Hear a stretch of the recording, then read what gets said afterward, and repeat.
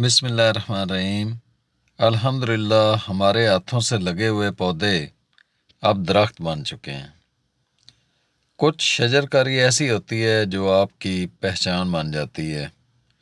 جب میں 2021 میں پاک پتن کے اندر آیا، اس وقت ہماری ٹیم نے کچھ فیصلے کیے کہ ہم نے کچھ مقامی ایسے درخت بھی لگانے ہیں کہ جس کی وجہ سے خوبصورتی بھی ہو اور وہ ہمارے اس ماحول کو فائدہ بھی دیں۔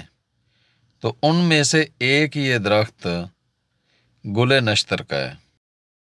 گل نشتر ہم نے اپنی تمام شجرکاری کے اندر شامل کیا ہے۔ جہاں جہاں پر ہم نے جنگل لگائے ہیں وہاں پر ہم نے گل نشتر کو لازمی لگایا ہے۔ یہ جو آپ درخت دیکھ رہے ہیں یہ کراچی کی ورائٹی ہے۔